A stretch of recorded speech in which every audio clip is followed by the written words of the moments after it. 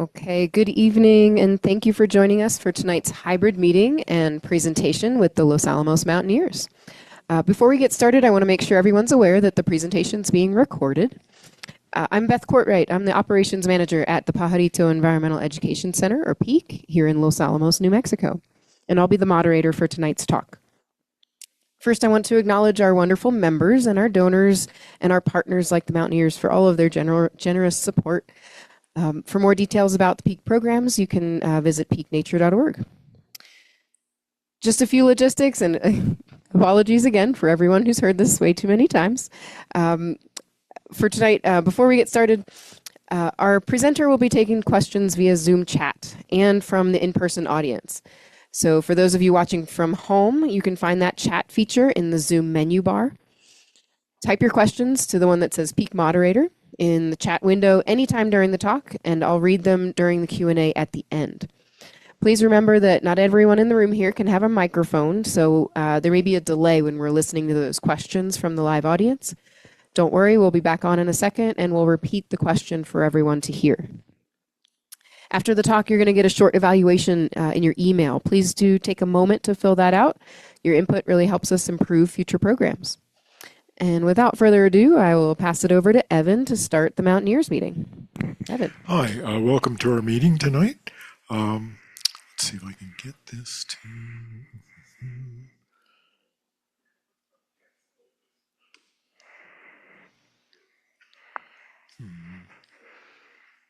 Oh, Zach.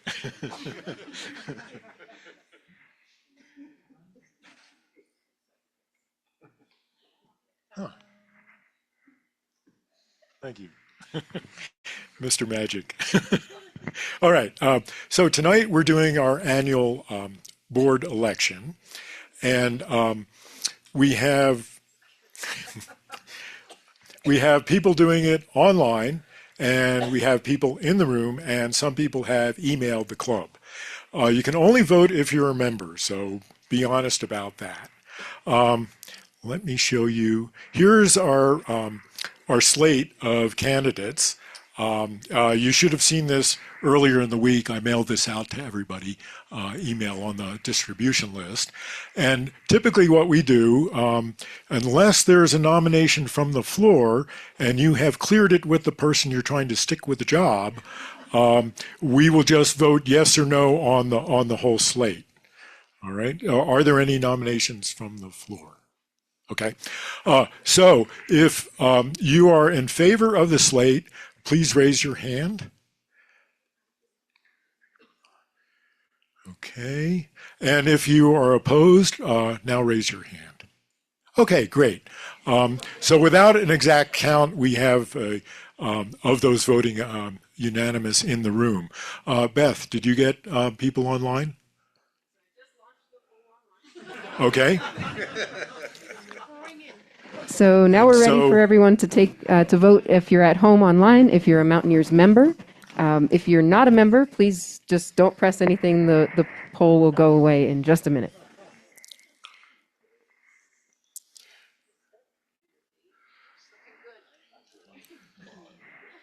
We neglected to have a singer tonight to fill in the gap.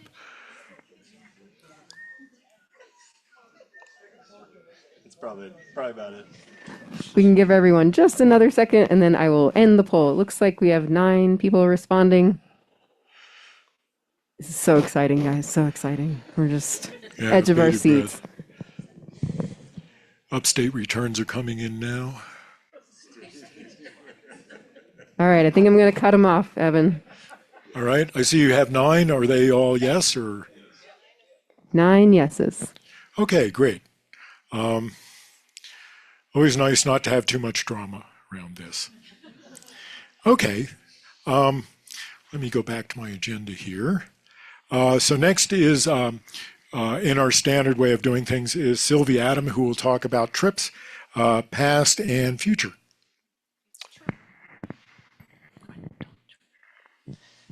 My dates right. Thank you. Okay, I'm Sylvie Adam, your trip coordinator. All right, what's going on here? We had a good November and put out an announcement to go install some of the shade fence along the cross-country trails at Parito Mountain. And we had at least 5 mountaineers join for that working day. So it was fun. Everybody should come do it. Okay. A good cause for the skiers and snowshoers. And then it was Bill Podorski's annual Moab trip, a whole week of biking, hiking, and exploring. Multiple events each day. They split into smaller group. So he'll do it again next year, I'm sure. Let's see. The lower picture on the left is Mary Jorgensen on one of the bike outing. I don't know the climber, but I love the picture, bottom right, and it looks like Mary Thompson on the left in that amazing landscape. And I don't know who's on that wall, but it scares me. So thanks, Bill. Another awesome trip for 2025. Tony, is that you? It's Tony. Kelly. All right. Oh, the other Kelly. Okay. So, but 21 people for a week, that's an accomplishment. Let's see. Okay. Yeah, that's it. Oh, no, I should mention as the completed outings that Rick Rubio had his second session of his Mountaineers class. And so that was a classroom during the week and an outing on Saturday. Jeff is in there, I know that. This week was navigation. Michelle and Jean for navigation and weather forecasting. And so keep going. It's going well. That new mountaineering class. Thanks, Rick. Okay, future trips. So we now have Opt Outside Burn Mesa from Clarissa and Anita Boscher. So if you want to participate, again, go on our website. You can click on the calendar and get their contact information. And then also around Thanksgiving, Bill will take people to Ghost Ranch. And here's Bill. Oh, I didn't see you. Hi. And do a hike up the top of Kitchen Mesa. And let's see, real quick. One trip announced that didn't make the slides is another Bill multi-day trip, another Lama trip in the Escalante country next year, April 17th to 25th. So those of you who want to go on one of Bill's Lama trips, there's one coming in April. And then this has been posted for a bit, 4 days in Bluff, another annual offering by Bill. And then the March 27 to April 5th, the Floating the Lower Canyons of the Rio Grande near Big Bend with Bill. Bill still tells me that he'll need a little bit more of interest for that to be a goal. So Bill is right there if you want to talk to him after the meeting. All right, and then the usual final pitch. If you're not a Los Alamos Mountaineers member, I'll get to you in a second. Join us, lamountaineers.org. And then please, please, please, you're all leaders. So take some of us on your favorite trail. I'll do the roster and expand our offerings of trips. And before I turn it in, you had a hand up, Michael. I forgot that one. Thanks for bringing it up. What date is that? Yes. Okay. December 11th for the classroom planning of the avalanche safety refresher, and an outing to practice all that on the 14th. Sorry, my bad. I forgot to put you on a slide. Any other trip I forgot? Are we good for trips? All right, thanks. See you on the trails. Thank you, Sylvie. Let me get back to my agenda here. Make sure I'm not skipping anything. Oh, yes. So the potpourri is coming up. It's a Wednesday at the Fuller Lodge, and December 10th. We're going to have 6 short talks and a gear drive. A gear drive, I have a slide for that. Thank you.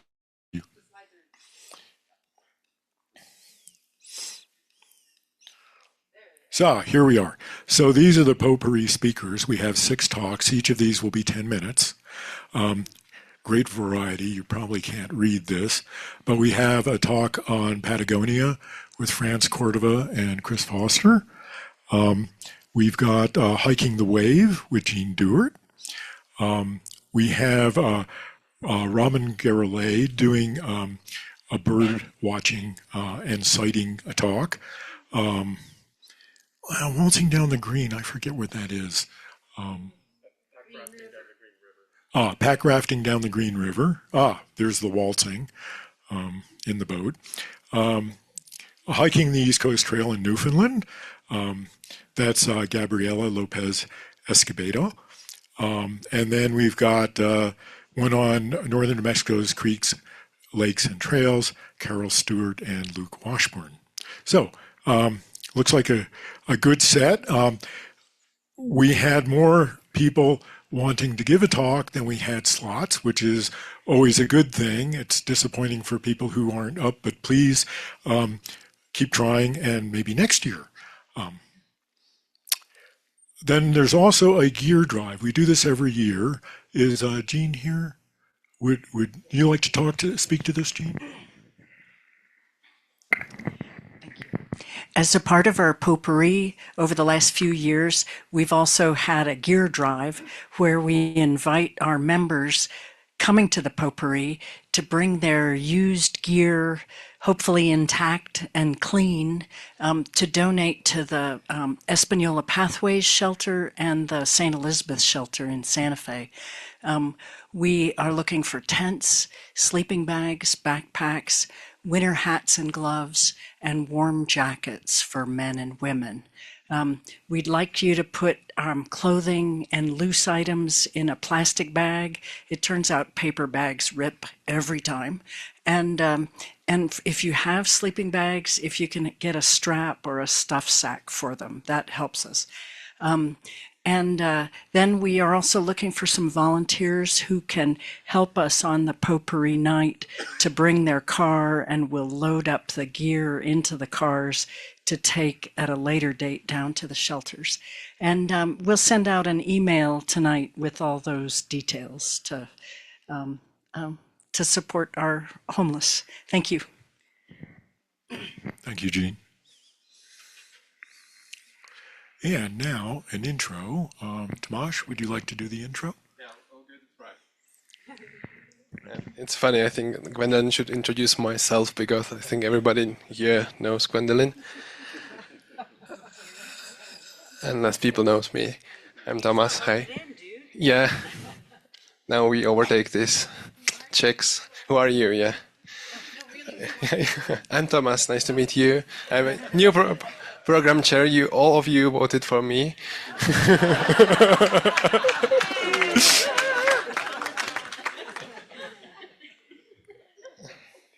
And it should be Jan to stand here today, but he's enjoying his time at the conference. And see, I guess. Okay, I was unable to pronounce the name of the trail, so I was looking, what does it mean in English? And it's a hot springs trail. So I'm very excited about your talk about in Iceland. And also, like my favorite Iceland question is, what's the most expensive food or meal you buy there? I have some food slides in here. Okay. But I also have the longest word, the longest Icelandic word. I have a slide with Is it a volcano? So I think you passed. Okay. Yeah. So please welcome Gwendolyn. Don, are you joining or? He put together the slides. Oh, support. Okay. So. Oh, thank you. Okay, I'm gonna put this over here for Don. Yeah. Here's the advance. Okay. Can you guys hear me? Okay. Yeah. Okay. What? Okay. Sorry, Beth went over this with me at 4:30, and then I went to have wine at the bistro. I'll get it. Okay. Thank you for coming. Okay, so the first few photos here are Don and I, Earth Muffins in Iceland. And just wanted to preface by saying that this is a place that the landscape always intrigued me. I love nature, and so does Don as a geologist, and I'm a biologist. And I don't know if you read the biography, but we both really love natural history. We love to climb peaks and do lots of other activities, but this landscape was something, the Laugavegur route was something I had seen photos of for many years, and I always just thought it was a very beautiful scene and really piqued my interest. So that's what prompted me to do this hike. So there we are in a couple of different spots in Iceland. Okay, so this is hard. I have to see over here. Okay, so just a couple of factoids about Iceland. It was settled relatively recently. The latitudes are between 63 and 68 degrees, and it's very similar to Alaska, and you'll see when I show some pictures of plants and birds. It's very similar habitat in some regards because of the climate at that latitude. It's a relatively small island. It's about 39,000 square miles, and here's a picture of sorry, I won't use the pointer. Here's a picture of Iceland that's superimposed over northern New Mexico. It just gives you an idea of the scale. So Iceland is a very small island, even though it is the 18th largest island in the world. And just a little bit of trivia and also a disclaimer, I'm going to foul up all the Icelandic words, but I did look up and found that this is the longest word in the Icelandic language. And I love the definition for that. But also just so you know, the end of the word Jökull means glacier. So you'll see a lot of terms with Jökull ending in the term. Okay, so, okay. I really enjoy this diagram, and I know there are geologists in the room who have seen this a gazillion times, but I'm a biologist, so this was new to me.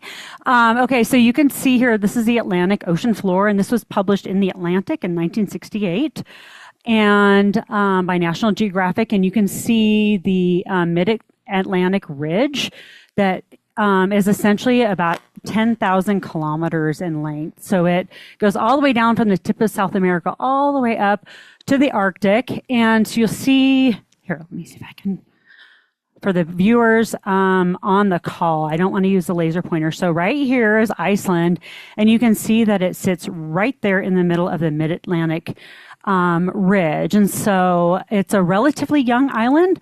The rift started to occur about 200 million years ago, and then Iceland began to be formed by the interaction of that ridge and the mantle plume. So the really deep, the deep mantle started to come up. Sorry, Don, and that happened about 20 to 24 million years ago.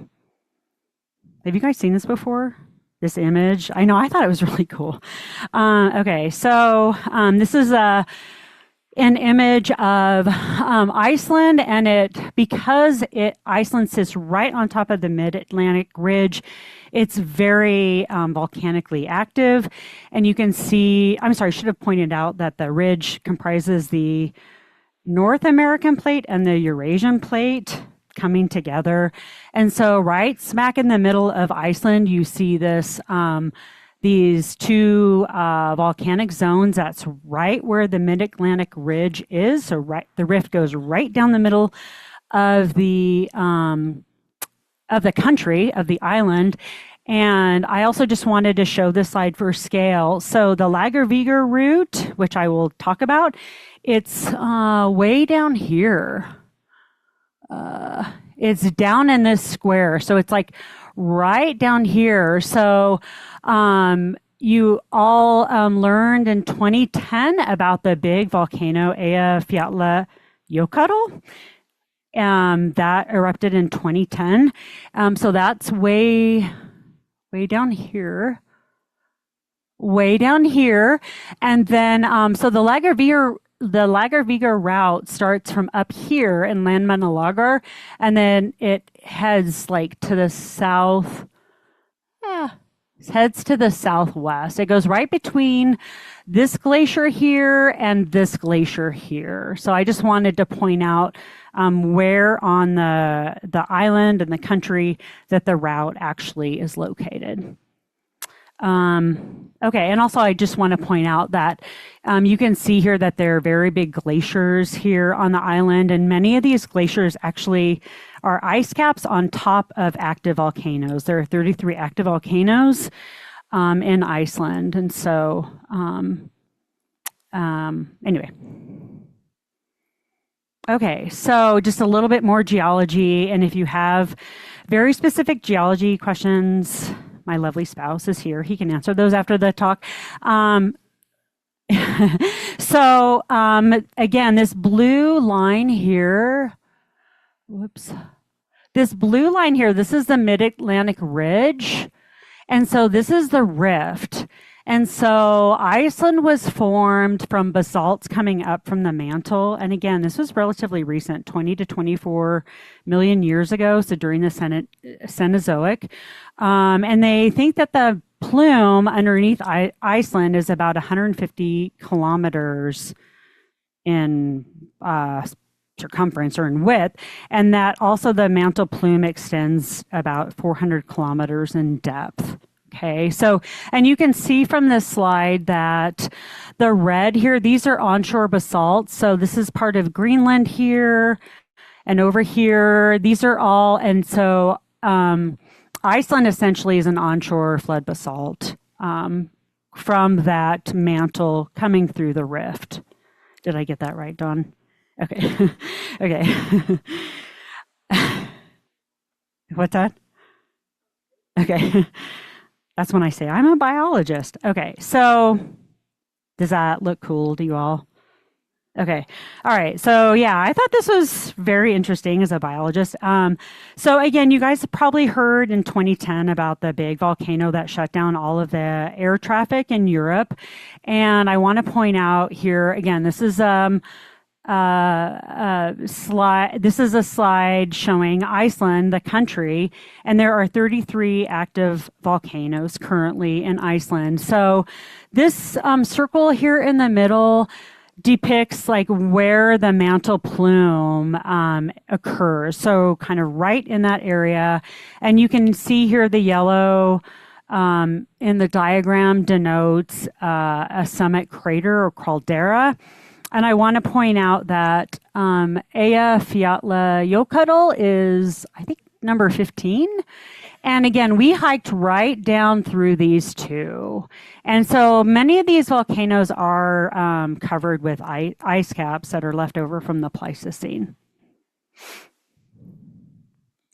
Okay, so I mentioned, I'm going to call it E15 because it turned out the Icelandic people, when we were there, they think it's really funny that English speakers could not pronounce the name of their volcano.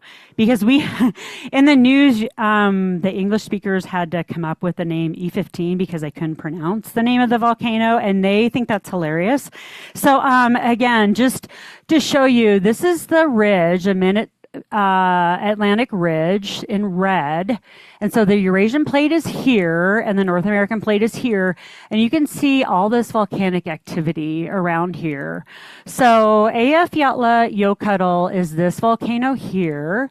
And then again, our hike, the Laugavegur route takes you right down through those two ice caps. And this, yeah, anyway, I'll get to that in the next slide, but hopefully you guys have a good understanding now of kind of where we're going and what's been happening. But you guys probably remember the 2010 volcano that erupted, shut down air travel for 6 days. And so 95,000 flights were canceled. And I don't have an image of the plume, but the satellite image was very impressive. It showed this huge plume from the eruption that sort of encloaked Iceland and many of the northern European countries. Okay, so Don and I we flew into Reykjavik, which is here, and so it's in like the southwest corner. And we were in our hotel, at the time it was July, and this was in 2023. And we got to our hotel room, and there's like 23 hours of daylight. Okay. So we're trying to take a nap, and it's light at 9 o'clock at night. And we hadn't even been in Reykjavik for maybe, 5 or 6 hours. And Don and I both grew up in California. Okay. So we're lying in bed in this little hotel room, and all of a sudden the hotel starts shaking. And we knew immediately it was an earthquake, and holy bleep. And so we went downstairs, and from what we could glean from the Icelandic news, there was the volcanic system was getting angry on this peninsula, Reykjanes. I don't know how to pronounce the peninsula, but it's just to the southwest of Reykjavik. It's right down here.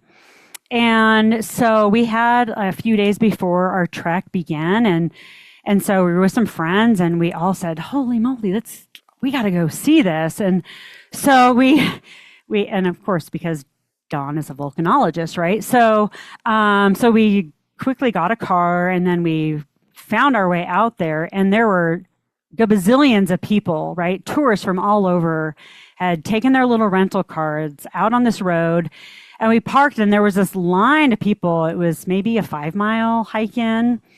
And so it was the second time I had ever seen an active volcano. The first time Don and we were on the island of Stromboli, and that was the first time.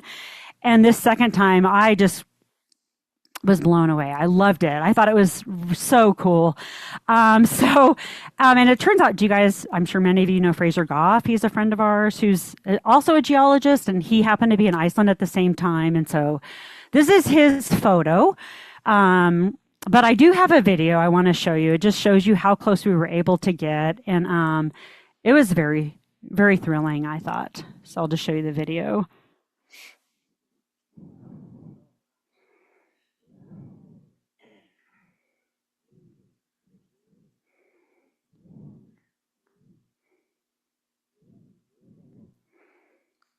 It was fun. And it wasn't very scary. Okay, so back to the Laugavegur route. So we had we got acclimated. We had a few days. We got to go out to see the volcano, and then we came back to town, and then we headed to. Oh, sorry, this is kind of blurry. We headed to Landmannalaugar, and that's the start of the Laugavegur trek. That's the northern most place where you start, and this was the area I really wanted to see because.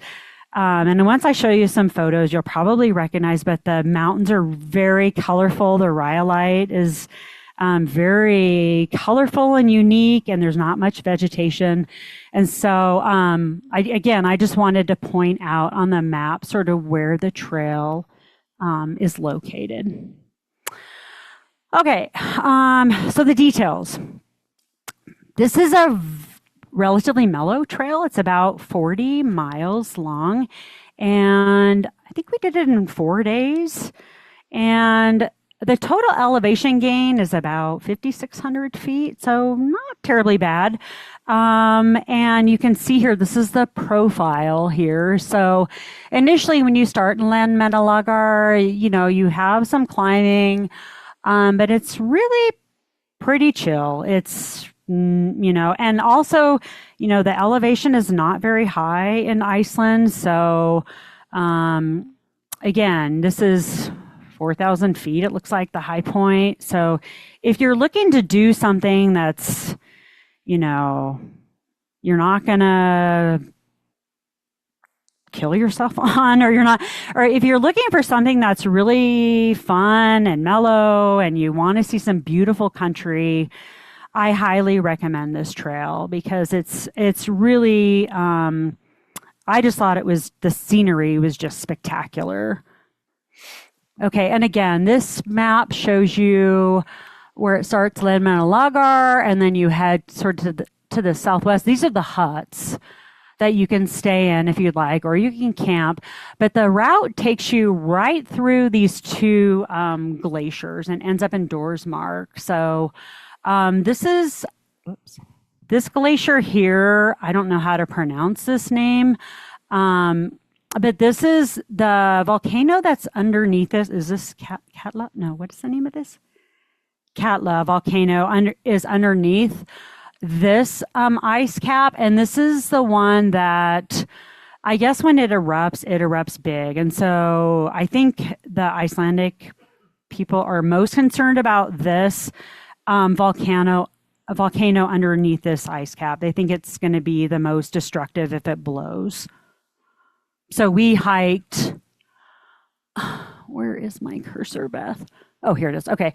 Okay. So yeah, we hiked right down between these two, this glacier here and this big ice cap here. Okay. What else? Okay. So everyone wants to know about accommodations. You can camp on the route. It's allowed. There are huts that are, they have cooking facilities. Here's an example of one of the huts we stayed in. If you are planning to do the route, I highly recommend that you start looking to book at the hut like a year in advance. We started looking about 8 months in advance, and the huts were already, wait, let me back up. The huts, they reserve so many of the beds for like, people just to reserve their own, and then many of the reserved beds are for companies, because a lot of companies, there are zillions of companies, and they offer these package tours. And so if you don't want to go through a company and you want to do it on your own, just book your own, then I would recommend that you start looking at to book a place at the hut like a year in advance, because they really go quickly. And if you don't book on your own to get a bed, then you're going to end up paying a lot of money through a company. Okay. So, but you can camp. I'm getting a little soft in my old age, and I'm not that thrilled about sleeping in 50-mile-an-hour winds because it's really noisy. So for this trip, we opted for the hut trip, which is very, very lovely. So this just gives you an idea of the accommodations. You know, it's like the 10th Mountain Huts. You know, it's bunks when they give you, you know, mattresses to sleep on, and they have like a common cooking area. It's very nice, very civil. So you don't have to do the tent thing. And also we weren't that thrilled about like schlepping all of our camping gear overseas and like dealing with the camping stove. And anyway, so if you just want to do it easy, look at the hut. It's very straightforward. Can I take questions, or no? Should I wait to the end, Beth? Anyway. Okay. So if you have questions about that, let me know. Okay. One thing you should know about is that there are lots of river crossings. And remember, this is glacial melt. So it's really freaking cold. So, but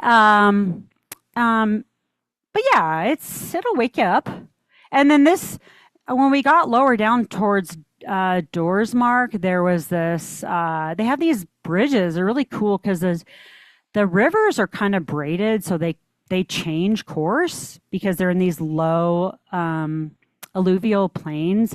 And so they have these bridges on wheels, and so they just kind of move them around. Like the stream goes this way, so they move the bridge over to that other little stream. So that part was really good, but it wasn't terrifying or anything. So anyway, but just something that you should be aware of if you would like to do this. Okay. All right, so Landmannalaugar, this was where we launched the trek. And again, photos like this are really what made me want to do the route, because I thought this was very interesting looking terrain, just very colorful. And as a biologist, I really love plants, but I thought this was so beautiful. And so this is where we started, Landmannalaugar. And we went to the southwest. And again, you can see these very colorful hydrothermal altered rhyolitic soils. So it's, I know some of you in the room have just been to Peru, to Rainbow Mountain. It's very similar geology to this, but I really thought it was very striking. And so I wanted to do this trek because of this particular area. Okay, and you also see lots of mud pots and fumaroles because it is geologically very active, and that was kind of fun. And here's another view. So in this view, you can see the trail. So we hiked up this trail, and you can see a couple of us heading up this. So it's just really beautiful walking, really gorgeous scenery. Whoops, that's the same photo. Okay, and also we were there in July, and there are still snowfields present in July, and so again, I thought that it was very beautiful contrast to have the rock and the snow and ice. And here's an example of one of the snow crossings that we did, and it wasn't scary. You don't need crampons or anything. It was very mellow. Okay, so now I get to be the biology geek and talk about plants. So I broke this down into sort of 3 plant communities along the route. So the first part near Landmannalaugar, the soil is not very rich.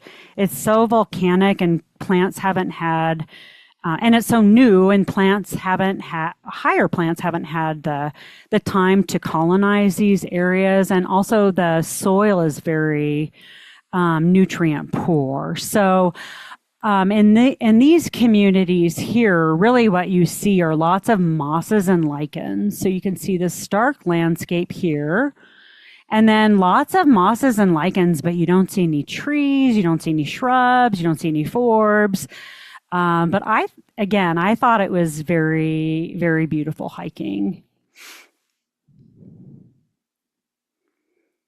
Okay, and then we approached this area of lava fields. And these lava fields, I really thought this was cool because, so this is the trail. And actually there was some ultra marathon happening when we were hiking. So that's what these runners are doing. But so the soil was really dark. It was basaltic soil, but it had been really worked through the years with wind and rain. And so it was broken down. So it was very kind of crumbly basalt soils. And here's just an example. I really enjoyed seeing like this stark landscape with some of these beautiful colonizing plants. So this is this is in the pink family. Do you guys know? Why am I blanking on? Carnations. So it's in the same family as carnations, sea campion, and I thought it was just very beautiful. These white flowers growing on this really dark substrate. And here's another example of alpine lady's mantle. This is in the rose family. Okay, and then so we started out in Landmannalaugar, and then we went through these dark basalt soils. And then as we were going down in elevation toward the coast, toward Þórsmörk Valley, it starts to get a lot more wet, a lot more lush. And so really what you see with regard to vegetation, you see a lot of birch trees, you see a lot of downy willows, and you can see here that the soil, it's just much more moist as you get toward the coast, and as you decrease in elevation. And I really liked this plant, river beauty willow herb. This is related to fireweed. Do you guys know the primrose family, Onagraceae? So those are everywhere. Those are really beautiful. And then in the middle here, this is the national flower, the 8-petal mountain avens. And I thought it was very beautiful. And many of you who, if you live here in the Southwest, you probably recognize these, right? Do you know what those are? I heard someone say Apache plume. It's a fruit. It's a fruit, and it's in the same plant family. It's in Rosaceae, the same plant family as Apache plume, and that's why so the 8-petal mountain avens, why do I keep losing my cursor? The 8-petal mountain avens is in the rose family, so the fruits look just like Apache plume. It has those feathery styles there. So I thought it was just very really fun for me as a biologist to see the different habitats as we trekked for 4 days. Okay, so this is my favorite. I love this. This is common cotton grass, but it's actually not a grass. It's a sedge.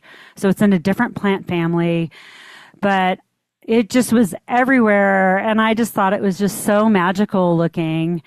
And then also in that same area near Þórsmörk, you see Icelandic thyme, which they use as an herb to flavor their lamb or their meat. So it was beautiful. I thought the flowers were so beautiful on the trek.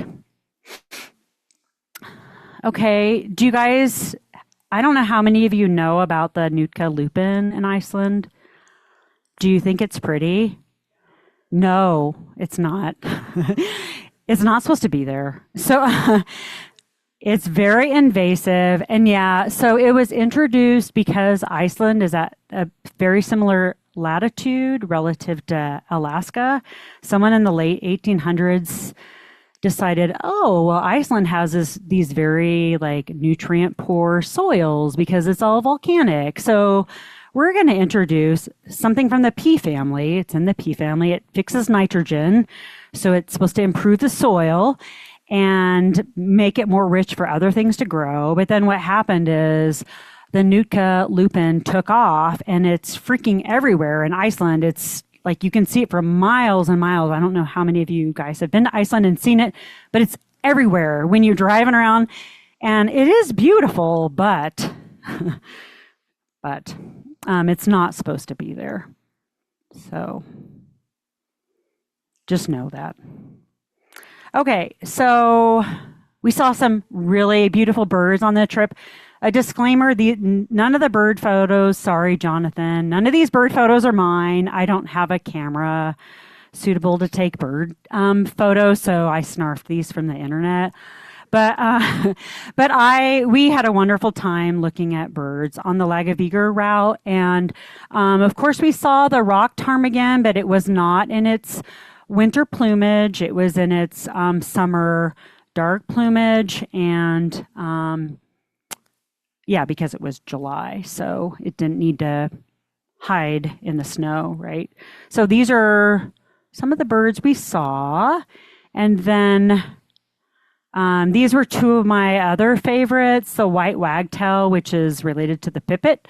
And then the Arctic tern has, Jonathan, you can correct me if I'm wrong, but I think it has one of the longest migrations of all birds, right? It migrates from the Arctic to the Antarctic twice a year. So something like 25,000 kilometers.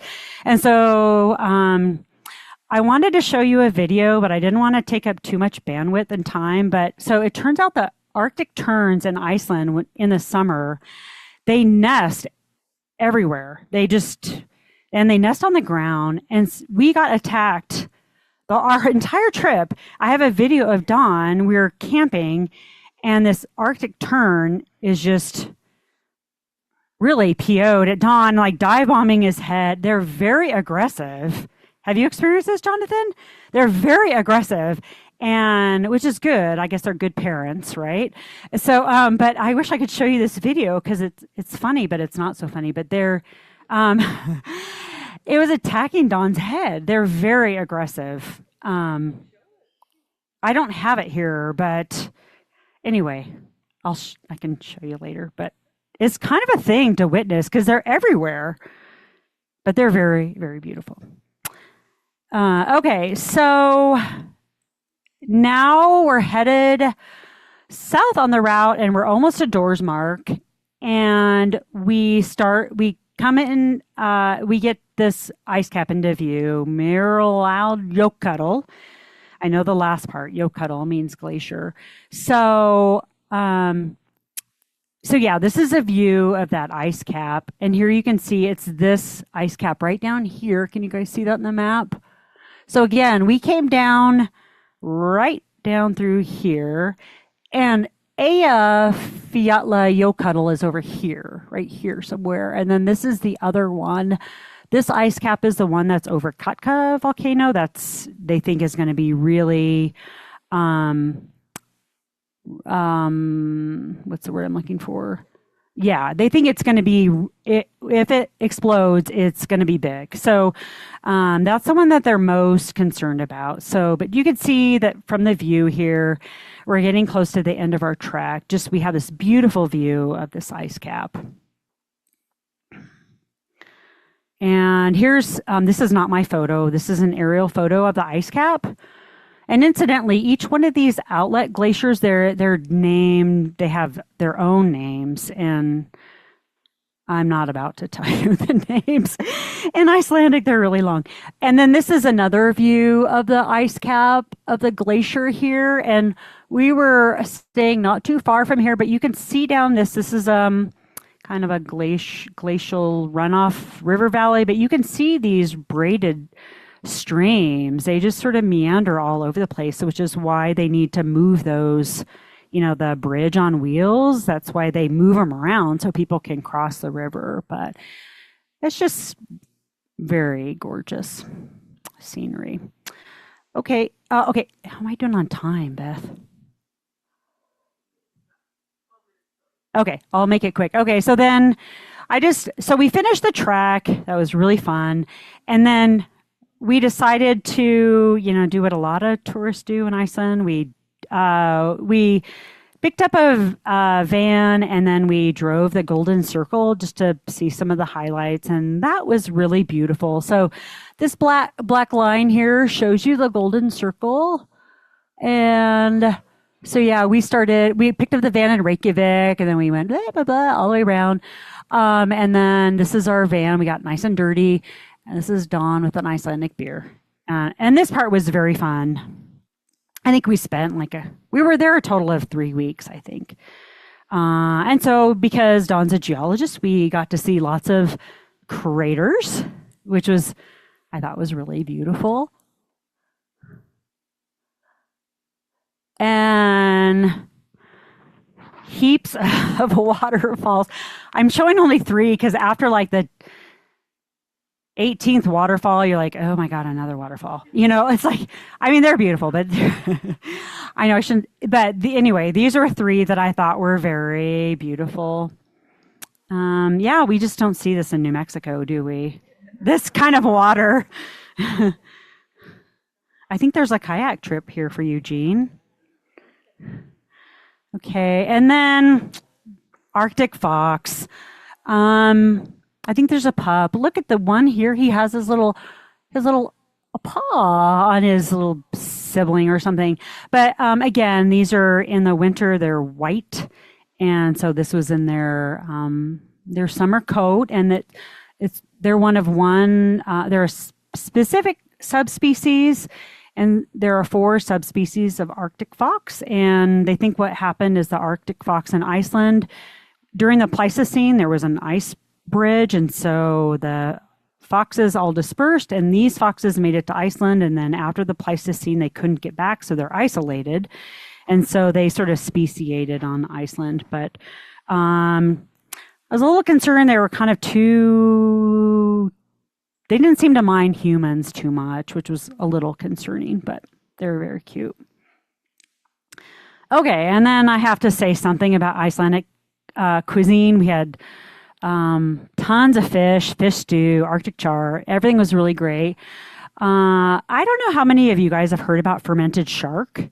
I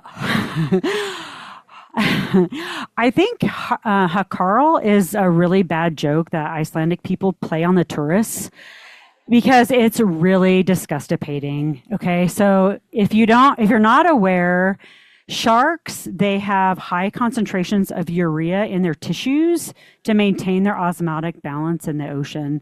And so when the shark dies, that urea converts to ammonia. And so they serve this. It's just freaking awful.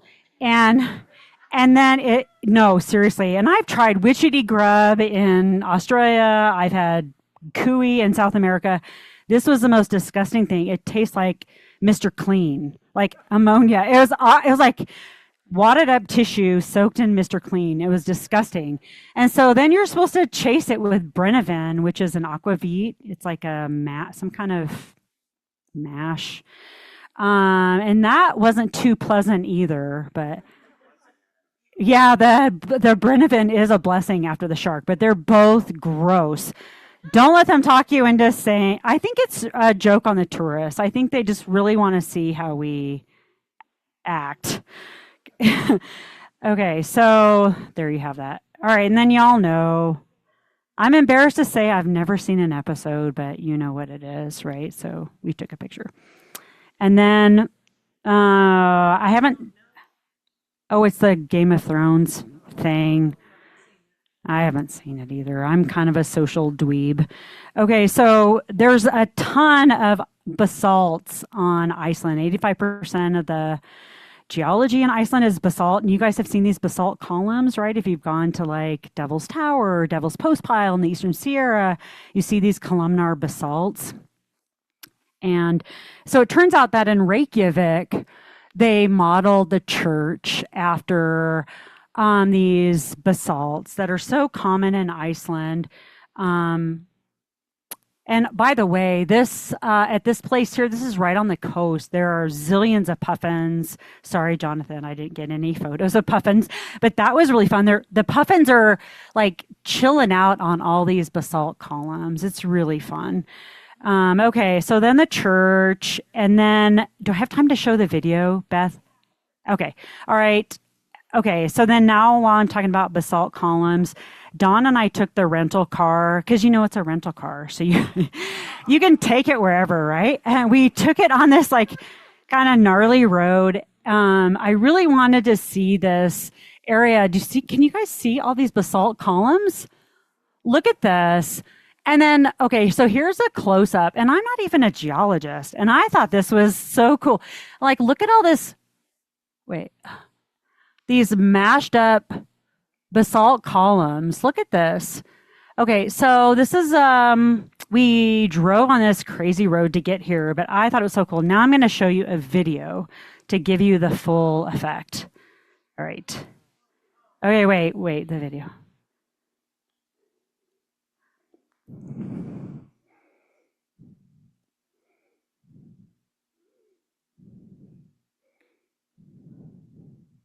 Isn't that so cool?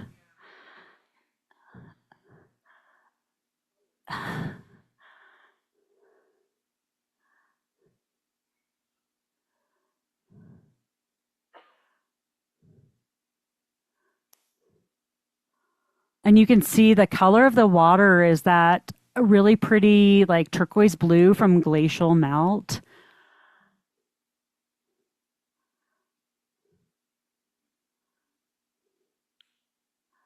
And the cool thing about getting to these waterfalls is because, I mean, none of the tour buses go out to this place, right? So yeah, we just saw like a couple other people, whereas the other waterfalls, there are gazillions of people, like, you know, tourists just in the tour bus, they pile out, see the fall, get back in. But really, we were pretty isolated out here. I thought it was just, and then you can find photos online of this in the winter with like snow and ice. It's amazing. It just looks so beautiful. Okay, and then I'm almost done. Okay, and then lastly, we were sort of like doing the little ring road thing here, and we finally got to some places where we could see a glimpse of the largest ice cap in Iceland. And here's a photo of one of the glacial outflows here. And we're really close to the ocean. And here's another photo.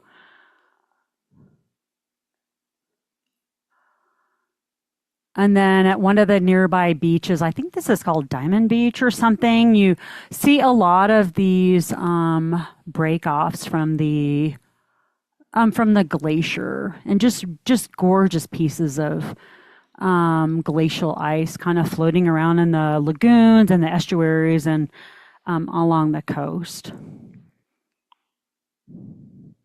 Okay, and this is the last slide. And one thing I want to mention is that you really don't need to take a shower because there are hot springs everywhere. So if you're feeling dirty, just find a hot spring. And we went to so many hot springs anyway. So that part was really fun in the country, just to find warm water to take a dip.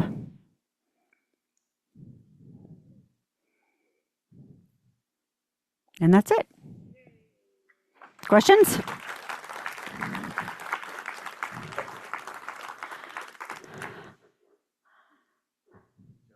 Questions? Yes, Ed.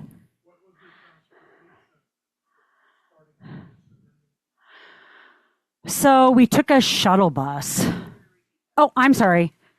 Oh, so the question was what was our transportation to the start and end of the trek? Because we weren't on the ball and didn't book well in advance, we had to hire a company. We had to go through a company, so they schlepped us to the start and the end. They just took us in like some kind of bus. Yeah. But there's tons of public transportation that can get you. It is a few hours to get to Landmannalaugar from Reykjavik, so it's not that easy to get to. And you don't want to rent a car and do that on your own because it's 4-wheel drive. Yes.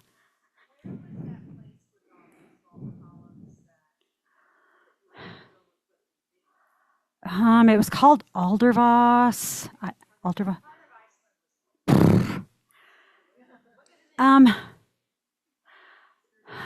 think it was like I think it was more toward the north. I'd have to look at the map. I apologize. We did this in 2023. Oh, okay. And I did bring some maps and books if you guys want to look at anything afterwards. But I can tell you the exact location. But it's not easy to get to. You have to drive like 20 miles on a dirt road. Do you know what I mean? Like most tourists don't know about that place. Questions? Okay, I'll sneak in with one from online. So Shelley is curious if the trail was relatively well marked, or did they need to navigate, or did they need to navigate especially through the snowfields? That's a great question. I mean, there were enough people on the trail you could see off in a distance, and the snowfields, because it was in the middle of summer, it hadn't snowed recently, so it wasn't covered up with fresh snow. But I don't remember there being any trail signs, do you? I don't think there were any trail markers. Yeah, a lot of people had guides, and it's pretty, I never once felt like, oh, where are we? But I don't remember any trail signs. But it was pretty well marked. I mean, in terms of like, the actual trail was obvious, yeah. And there were people around. You could see people off in the distance and stuff, so you knew you were on track. Okay, and then Tim wants to know, can you repeat just how long the hike was, days and miles? I think we did it in like 4 days. I'm sorry, it was a few. I think the total miles was 35 to 40, and we did some day hikes. Like we hiked, we did a day hike to get near the Mira de Schotel ice cap. But I think the total length of the hike was like 35 to 40 miles. It's not very long.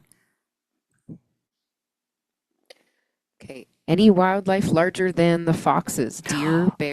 Oh, no, I should have mentioned. That's a great question. Thank you. So the Arctic fox is the only native mammal to Iceland. Yeah. I didn't see any non-native mammals. Oh, maybe horses and sheep, yeah, but yes, you have a question?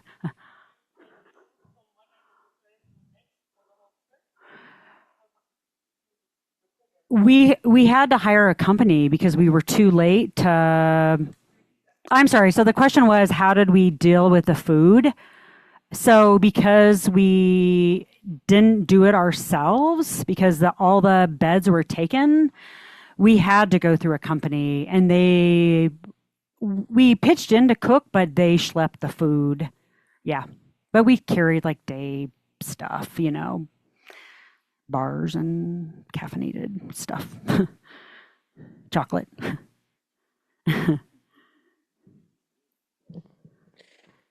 Any other questions? Oh, yes, Judy.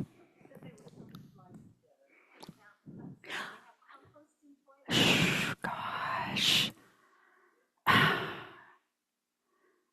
I honestly don't remember. So the question was poop. Poop was the question. What do you do? There was something, but I'm afraid I don't remember if it was a composting toilet. I don't think it was. I think it was some kind of pit.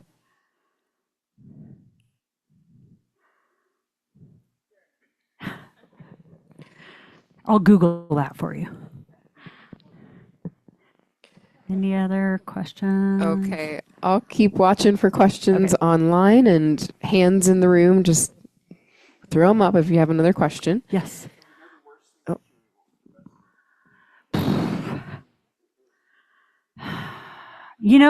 The question was that I said vehemently the absolute awful thing that I ate, but the question was, what's the best thing I ate? I love all seafood, and we had so much seafood. Seafood, that you get in the North Atlantic that we don't get here. I remember that was the first time I had had char, Atlantic char, and they sell it here at the co-op, but it's always like $30 a pound, and so. But I had char in Iceland and I loved it. I mean, they have so much seafood. Oh, and they do have a lot of lamb. Yeah, that's very good. Yeah. Oh, and then skyr, the yogurt. Oh, and then they're really into like salted black licorice. Do you know? Like the Scandinavians eat salted black licorice. So that's an acquired taste, but and so is fermented shark. Did I mention that was really awful? Yeah, I'm sure you can find it on Amazon if anyone wants to try. Don? I was just going to say about the shark is a kind of tribute to their ancestors. Yes. Settled Iceland, and they often have like nothing to eat except shark, and they would keep it for seasons until it's aged, and that's how it gets its lovely taste. But they do that as a tribute to the Vikings. Yeah. The question was, Don said that they eat that disgustipating fermented shark because it's a tribute to the food that the original people who settled the island, who I think were the Vikings, and then I know they were under like Danish rule for a while. Anyway, but Don thinks that they ate that disgustipating stuff as a tribute.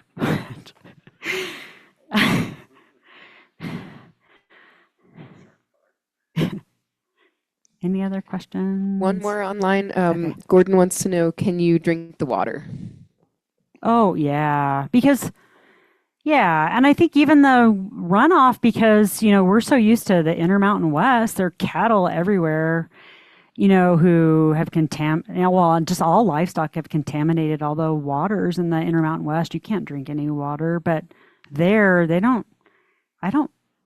Yeah, I think we drank the water from the streams. Is that what the question is asking? Yeah, I don't think we had to filter any water. Yeah, I don't remember there being an issue because there's no livestock roaming around the Laugavegur route, no cow pies or any other questions? Oh, one more. Oh, yes.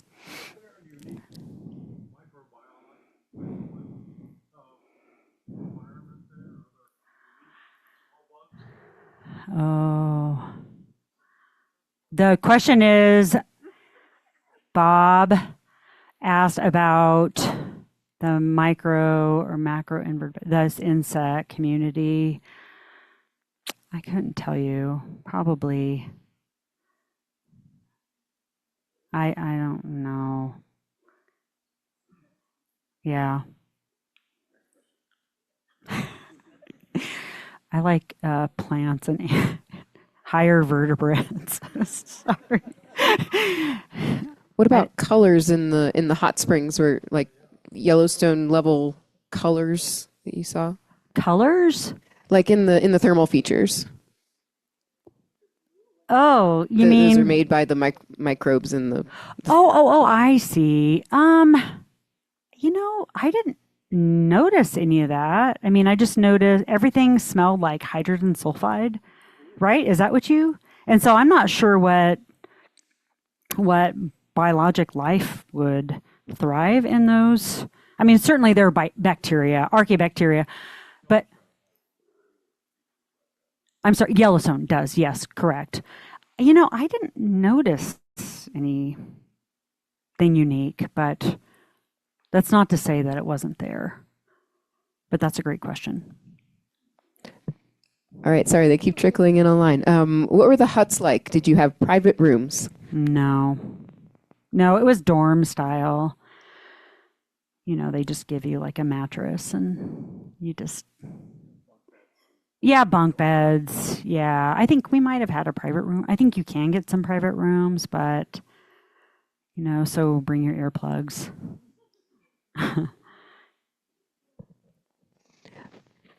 Yes.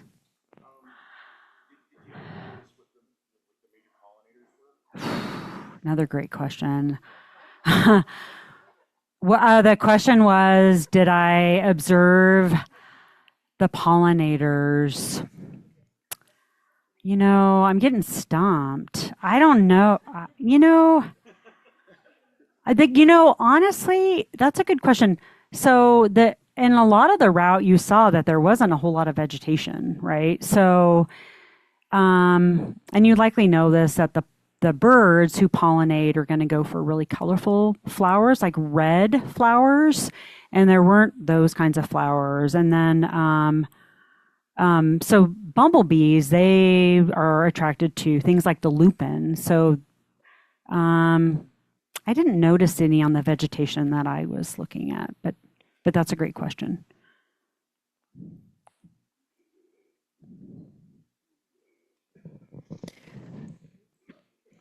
We done? All right, online, sorry. Oh, how do you know whether the hot springs are safe to take a dip in? Oh, other people are sitting in them. And then you have a beer and everything's safe to get in, right? I have no idea. I'm sorry. I can't. Yeah, but that's a great question. No, I know. Things get into your mucous membranes. That's a very legitimate question. I guess I wasn't that discerning because I was so dirty. I just wanted some hot water. But that's a very good question. There are parasites that live in hot springs, so some of those may not be safe. That's a very true question. Yeah. Yes. Mm-hmm. We were in the country, I think the question was, I think how long it took to go around it depends on what you want to see. I mean, you could spend months taking your time along the ring road or Golden Circle Road, whatever it's called. And like, we didn't even make it up to the upper, like the northwest corner, where all the fjords are. We didn't even go there. And we heard that the driving was really dangerous because you're driving right along the cliff edge, which, I mean, we're from California, so we know the PCH. Do you know what I mean? So I wasn't that daunted by that, but we didn't have that much time to go out to the fjords. But presumably you could take like, I don't know, a month? I think we took like 10 days in the camper van. We slept in the camper van. Pretty much, yeah. And the camping is so easy. You don't make reservations. They just have these big parks all freaking over the place, all over you just drive in and it's daylight, 22 hours. So it's not like you're driving in the dark trying to find a place to park. No, I'm serious. No, seriously, you could just drive down in some town and there's like a grassy lot and you just pull in and camping is so easy. You don't need reservations. You just get your little camper van. You saw that little van we were scrunched in and off we went. It's so easy. It's effortless, really. You don't have to worry about like, recreation.gov, I mean, there's no such thing there. Here in the US, it's terrible. It's so hard. There's like no cell coverage and you're trying to book like to stay and and you can't because you're on recreation.gov and there's no cell coverage. But there you just drive in and there's this beautiful, like as big as, it's like a football field. It's just grass and you just drive on and park your little vehicle and she asked me the question. Okay, one more from over here. Bob.